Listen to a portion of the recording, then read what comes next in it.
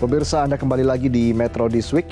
Pihak Tentara Indonesia atau TNI kembali menggunakan nama organisasi Papua Merdeka atau OPM untuk menyebut kelompok pembebasan Papua Barat.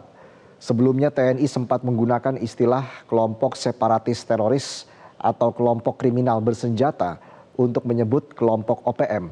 Namun penggunaan kembali istilah OPM ini menurut sejumlah pihak dinilai tidak tepat.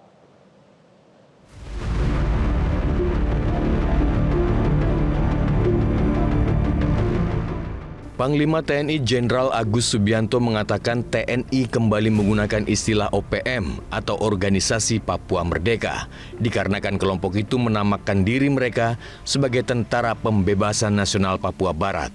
Menurut Jenderal Agus Subianto, dalam aksinya OPM kerap melakukan sejumlah aksi teror, pembunuhan, dan bahkan pemerkosaan.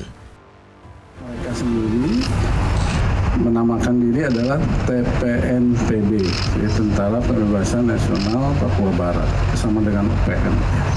Sekarang mereka sudah melakukan teror, melakukan pembunuhan, pemerkosaan kepada guru, nakes, pembunuhan kepada masyarakat, TNI, Polri.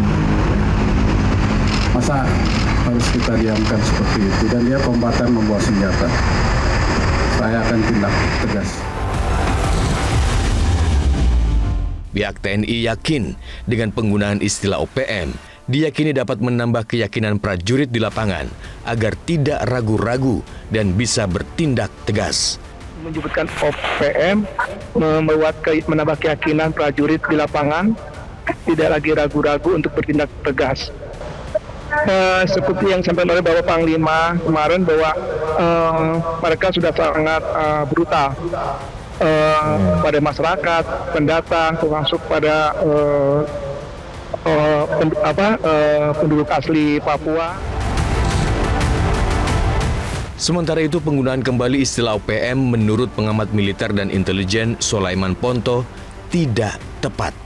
Menurut Sulaiman, istilah yang tepat untuk menyebut kelompok OPM adalah pasukan pemberontak bersenjata, karena itulah yang menjadi domain TNI untuk mengatasinya. Itu ada dua, ada sayap militer, ada sayap politik. Jadi kalau menurut saya, bahwa OPM ini juga tidak tepat. Yang tepat itu adalah pemberontak bersenjata. Kenapa? Karena tugas pokok TNI salah satunya adalah mengatasi pemberontakan bersenjata. Lah kenapa tidak ditentukan aja bahwa mereka itu adalah pasukan pemberontak bersenjata? Sehingga itu adalah domain TNI untuk mengatasinya. Kan begitu. Penggunaan istilah OPM, menurut Sulaiman Ponto, dinilai justru akan menimbulkan keraguan-raguan bagi prajurit TNI. Apakah OPM merupakan sayap militer atau sayap politik? Justru akan menimbulkan keraguan-raguan. Apakah OPM ini mereka itu sayap militer ataukah dia sayap politik? Tapi kalau kita sudah sebutkan dia pasukan pemberontak bersenjata, sudah pasti mereka itu adalah sayap militer. Kan begitu. Lepas dari penggunaan kembali sebutan OPM, Panglima TNI Jenderal Agus Subianto menegaskan pemerintah tetap akan mengedepankan operasi teritorial untuk mempercepat pembangunan dan kesejahteraan di Papua. Tapi kita mengedepankan teritorial untuk membantu percepatan pembangunan, membantu mensejahterakan masyarakat di sana.